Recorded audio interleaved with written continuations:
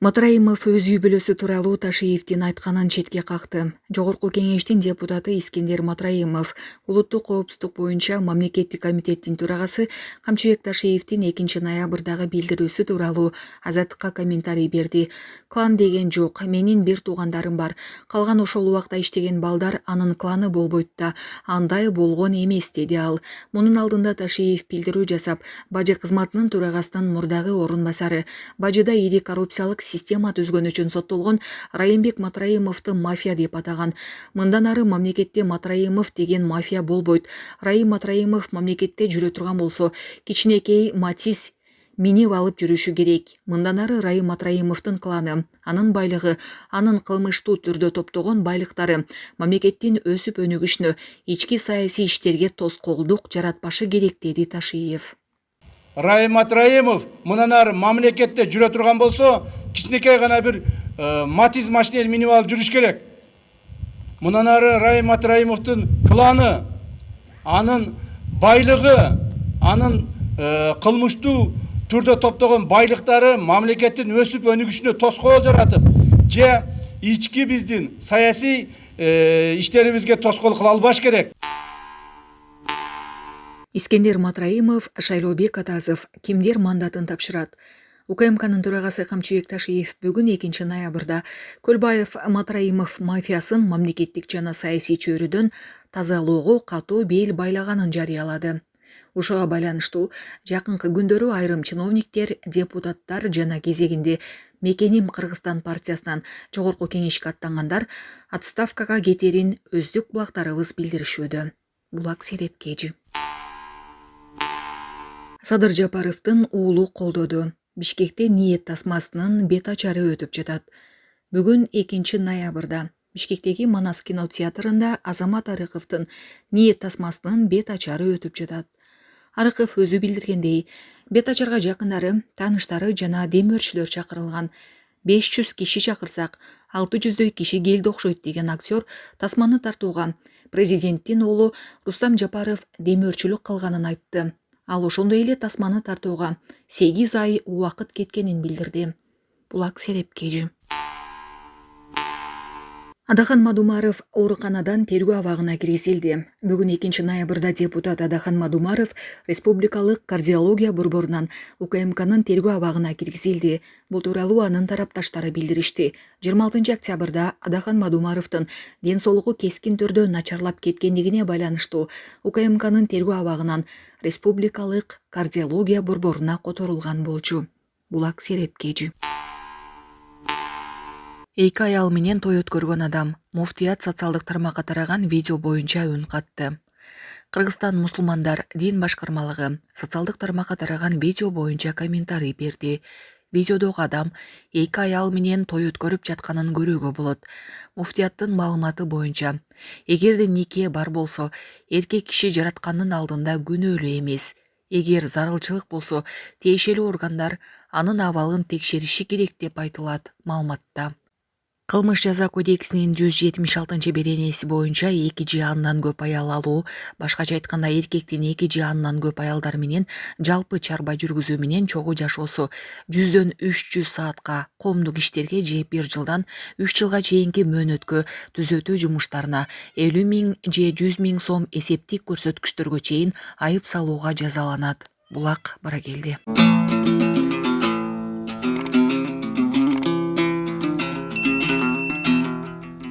Төө ашууда өрттөнгөн унаа.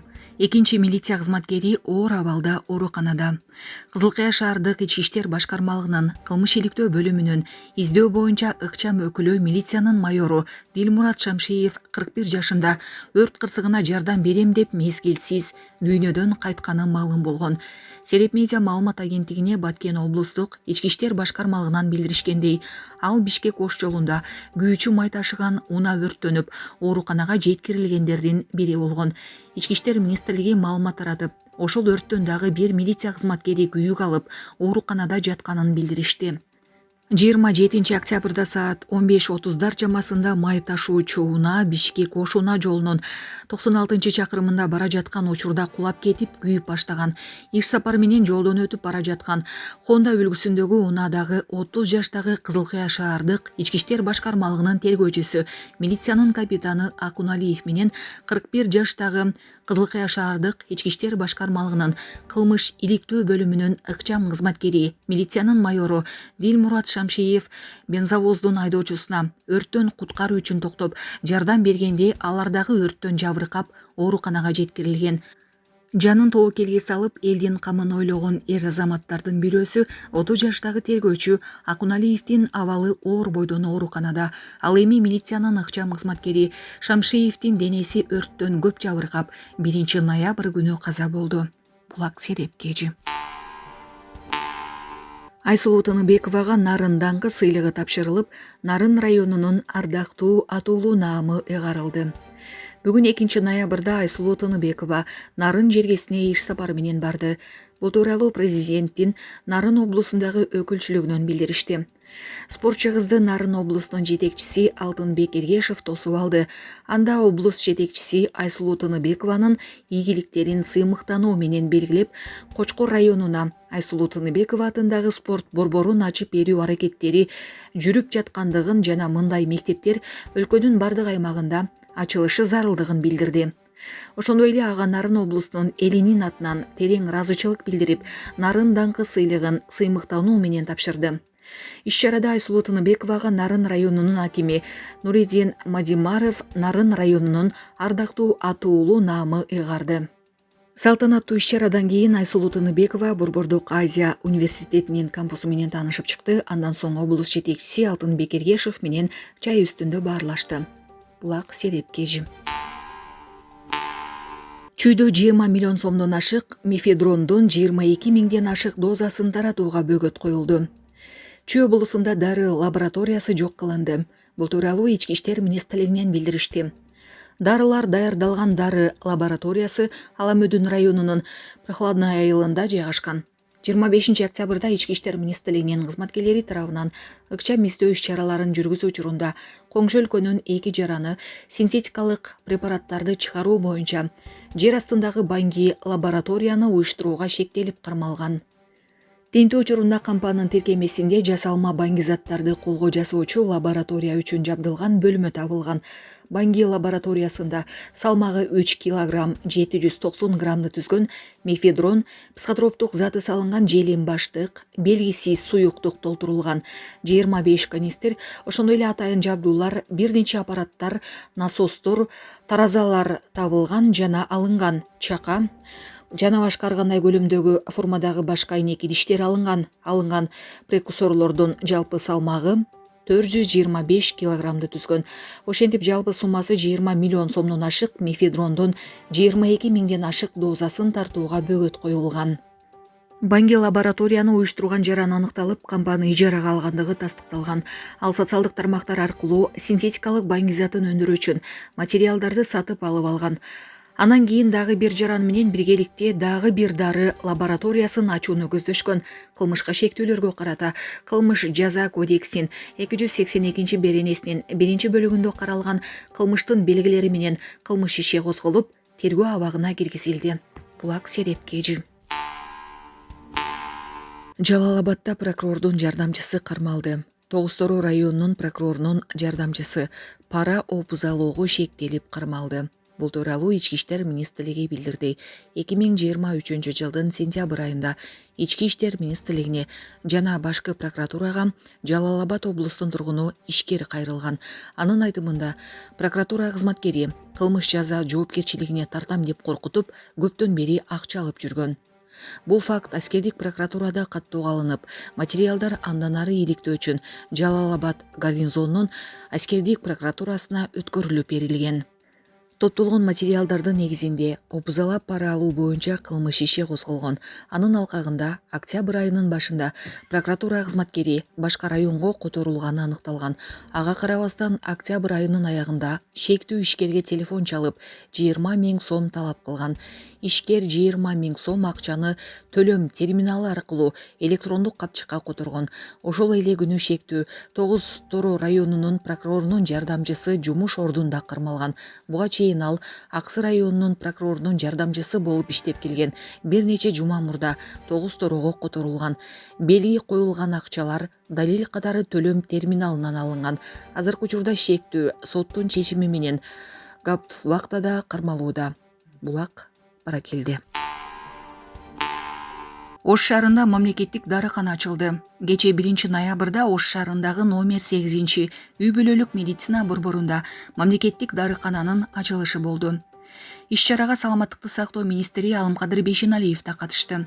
Анын айтымында дарыканада 800дөн ашык аталыштагы дары-дармектердин түрү бар. Шаар тургундары дарыларды жеке дарыканаларга караганда 10-15% арзан сатып алса болот.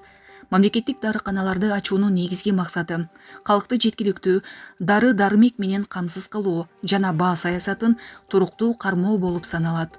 Алымкадыр Бейшеналиев Кыргызстанда дары-дармектин 700 түрү чыгарылып, өлкө боюнча бул багытта 34 завод иштеп жатканын билдирди. Өлкө боюнча жалпы 50дөн ашык Эл Аман мамлекеттик дарыканасы ачылып ишке кирди. Анын ичинен 19 дарыкана Ош, Баткен жана Жалал-Абад облустарында жайгашкан. Булак турмуш кежи. Жумгалдын Көйгөй айылында 4 чакырым аралыктагы таза суу түтүгү алмаштырылууда. Жумгал районунун Чайык айыл аймагынын Көйгөй айылында 4 чакырым аралыктагы таза суу түтүгүн алмаштыруу иштери башталды. Бул тууралуу Чайык айыл өкмөтүнөн билдиришти. Малым болгондой, Долбоор буунун бүткүл дүйнөлүк азык-түлүк программасынын негизинде ишке ашырылып жатат. Өздүк салым катары жергиликтүү бюджеттен 426 000 сом бөлүнгөн. Суу түтүгүн алмаштырууга Көйгөй айылындагы 25 аз камсыз үй бүлө тартылган. Аларга $150 өлчөмүндө эмгек акы берилүүдө. Булак супер кежи. Разаков шаарында айыл чарба жарманкеси өтүп жатат. Бул тууралуу Турмуш басылмасынын аймактык кабарчысы билдирди. Уюштуруучулардын айтымында мындай жарманке мындан ары ар жума сайын уюштурулат. Муну менен жергиликтүү тургундардын арзан баада кышка карата азык-түлүк камдоосуна шарт түзүлөт. Иш-чарада дыйкандар тарабынан өндүрүлгөн мөмө жемиш, тамак аш продуктулары базар баасынан арзан сатылууда. Булак турмуш кежи. Апасы кызы жана уулу киши колдуу болгон окуя. Прокурор шектүүнү өмүр бою эркинен ажыратууну сурады. Прокурор Бишкекте 3 адамды өлтүрүүгө айыпталган Чынтемир Ашыралиевди өмүр бою эркинен ажыратууну сурады. Спутник жазгандай, анын мүлкү конфискацияланып, өзгөчө тартиптеги колонияга киргизүү зарыл деп эсептейт. Мамлекеттик айыптоочунун айтымында Алтынай Канзамановага 9 жолу бычак сайган. Андан баласы бар экенин мыйзамдуу аялы билген эмес. Маркум экөөнүн ортосунда акча аласа бересеси болгон. Хамзаманова Ашыралиевке гана эмес, тааныштарына да акча берип жүргөн. Аудиодо Хамзаманова аялың айтам дегенде Ашыралиев дайгырайышса дегени бар. Мына максатына жетти, деди прокурор.